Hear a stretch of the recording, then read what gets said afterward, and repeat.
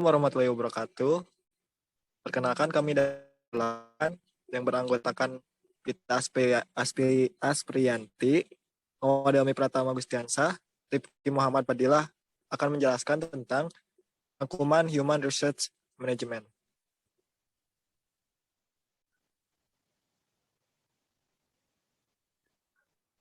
Next.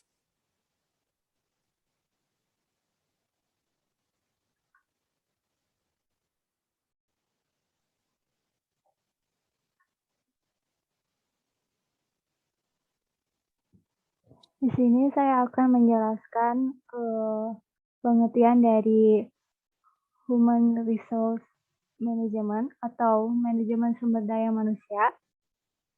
Ini merupakan penentuan kualifikasi sumber daya manusia yang dibutuhkan perusahaan baik dalam jangka pendek, menengah, dan jangka panjang, termasuk jumlah sumber daya yang dibutuhkan untuk tercapainya tujuan perusahaan. Nah, sumber daya manusia ini digunakan untuk membimbing melalui semua hal yang perlu dilakukan agar mendapatkan semua orang yang dibutuhkan sesuai proyek yang akan dibuat atau dilaksanakan. Dalam mengembangnya rencana sumber daya manusia harus mengikuti proses seperti berencana persis apa yang sumber daya perlukan, apa peran mereka yang dilakukan, tanggung jawab, bagaimana ketua tim melatih anggota tim, dan pastikan mereka termotivasi.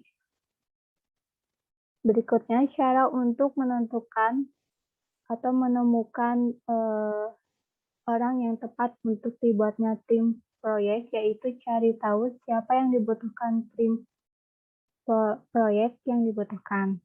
Nah, di sini ada bagan dan posisi organisasi. Ini memberitahu semua orang bagaimana tim terstruktur. Yang kedua ada berjejaring, berarti baik secara formal maupun informal. Yang ketiga harus mengetahui teori organisasi. Nah, itulah proses perencanaan mulai dengan rencana proyek yang dikerjakan, dan apa yang diketahui tentang perusahaan, tempat kerja, dan seterusnya akan membuat rencana. Selanjutnya ada komponen. Dalam membangun tim proyek membutuhkan dua grafik, yaitu memiliki dua organisasi Jones. Satu, organisasi adalah keseluruhan perusahaan bersama dengan apapun subkontraktor atau konsultan yang dimiliki mendapat akses untuk tim proyek yang dikerjakan. Tim mungkin memiliki orang-orang dari kelompok yang berbeda di perusahaan dan mereka perlu tahu cara mereka berinteraksi. Nah, ini untuk komponennya. Yang pertama ada Project Organization Card atau bagan organisasi proyek, menunjukkan bagaimana anggota tim berhubungan satu sama lain. Jika tim yang dibangun dari beberapa konsultan dan subkontraktor, bagan ini akan menjadi satu-satunya tempat di mana semua orang terdaftar sekaligus. Yang kedua ada Roles and Responsibilities atau peran dan tanggung jawab, menunjukkan siapa tanggung jawab atas apa. Sangat umum untuk melihat peran dan tanggung jawab proyek yang ditulis sebagai matriks RACI atau singkatan dari Responsible, Accountable, Consulted, dan Informed. Ini dalam berbentuk tabel yang mencantumkan peran atau orang di atas, kegiatan tertentu, pekerjaan atau tanggung jawab yang di samping, dan menunjukkan tingkat tanggung jawab yang dimiliki setiap orang atau peran untuk setiap kegiatan atau tanggung jawab. Yang ketiga, yaitu Staffing Management Plan. Ini merupakan komponen yang sangat penting dari rencana sumber daya manusia. Ini memberitahu segala yang dibutuhkan untuk membangun tim, mempertahankan tim agar termotivasi, mengelolanya untuk menyelesaikan konflik dan mendapat akan pekerjaan yang dilakukan.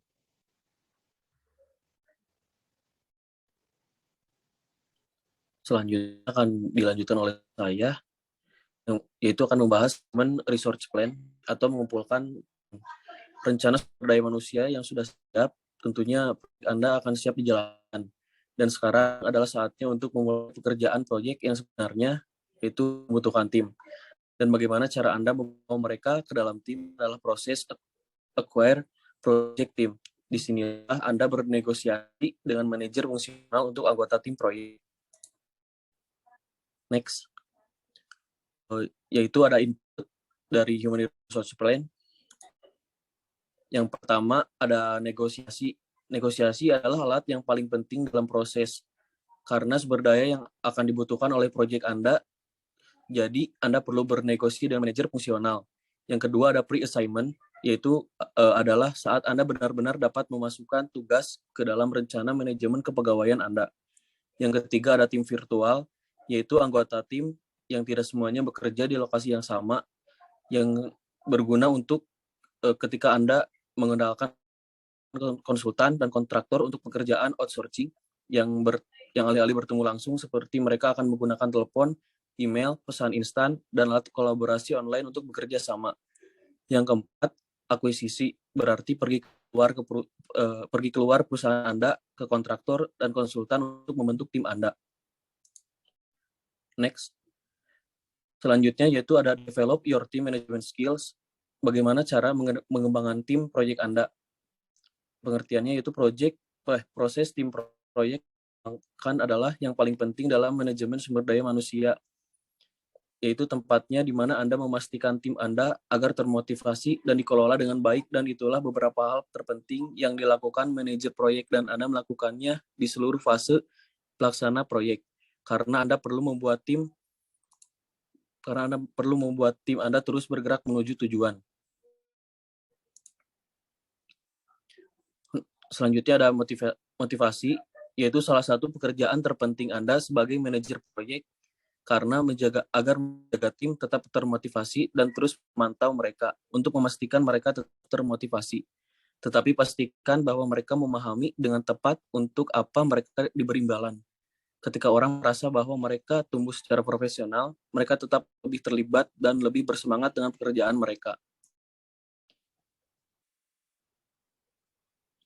Selanjutnya ada manajemen atau pengelolaan. Saat proyek sedang direncanakan, Anda harus mengarahkan segalanya, tetapi pada saat proyek dijalankan, manajer proyek lebih merupakan pelatih dan fasilitator. Cara yang sangat baik untuk memastikan bahwa tim proyek Anda tetap bersatu adalah dengan menetapkan aturan dasar untuk proyek Anda, yang menetapkan standar untuk cara semua orang bekerja sama.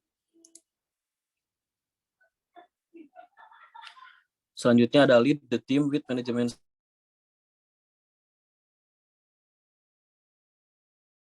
Alat dan teknik yang membantu Anda menyiapkan lingkungan yang hebat agar tim Anda berhasil. Tetapi Anda membutuhkan lebih dari itu untuk menyelesaikan proyek yang sulit. Anda memerlukan keterampilan pemimpinan seperti keterampilan lunak yang Anda gunakan untuk mempengaruhi tim Anda dan mengarahkannya ke tujuan proyek. Selanjutnya ada the 5 kinds of power pada Human Resource Plan.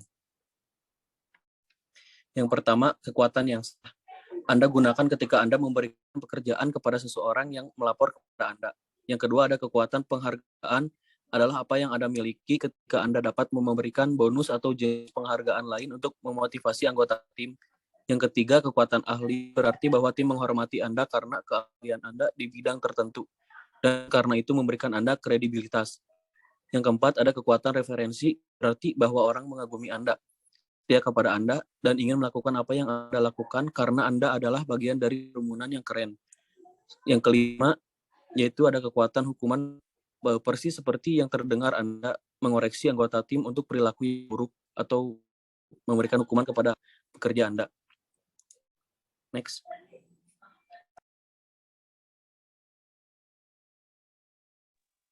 Selanjutnya akan dilanjutkan oleh saya. Di sini ada stage in group development. Yang pertama itu ada forming, yaitu anggota mengenal satu sama lain dan meletakkan dasar untuk proyek dan aturan dasar tim. Yang kedua ada storming. Konflik dimulai ketika anggota tim mulai menentang kualitas dan menunjukkan agenda dan prasangka tersembunyi. Yang ketiga ada norming. Anggota menyetujui prosedur operasi dan berusaha untuk bekerja sama, mengembangkan hubungan yang lebih dekat, dan berkomitmen untuk proses pengembangan proyek. Keempat, performing. Member bekerja sama untuk menyelesaikan tugas mereka. Yang kelima ada adjourning. Kelompok dapat membubarkan baik setelah penyelesaian proyek atau melalui signifikan penugasan kembali ke personal tim. Yang selanjutnya ada conflict management clause.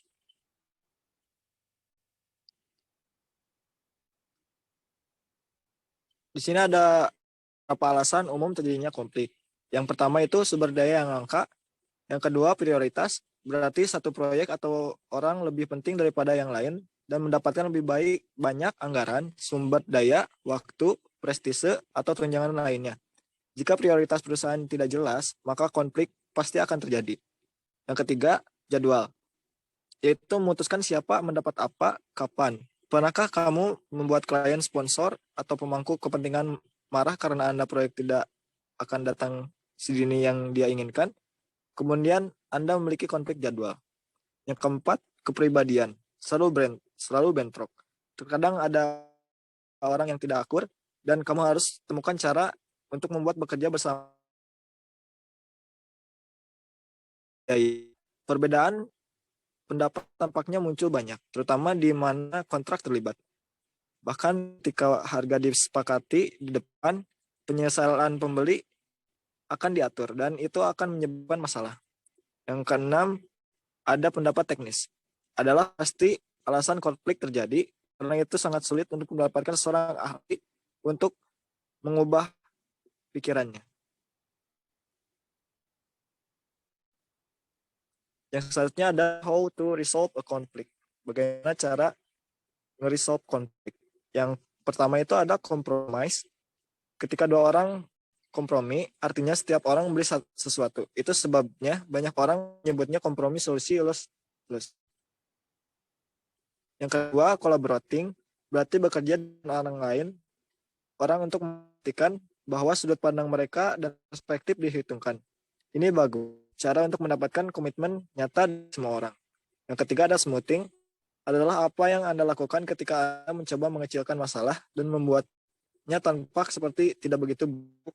Ini adalah solusi sementara, tapi terkadang Anda membutuhkan melakukannya untuk menjaga emosi agar tidak menyala dan memberi orang beberapa ruang untuk mundur dan benar-benar mencari apa itu yang sedang terjadi. Yang keempat ada forcing. Berarti meletakkan kaki Anda ke bawah dan buat keputusan. Salah satu orang menang, satu orang kalah. Dan itulah akhirnya. Yang kelima ada withdrawal. Tidak banyak berguna untuk siapapun. Saat itulah orang menjadi sangat frustasi, marah, jijik karena mereka pergi begitu saja dari argumen. Ini hampir selalu kontraproduktif jika seseorang menarik diri dari masalah sebelum itu diselesaikan. Itu tidak akan hilang dan proyek Anda akan menderita.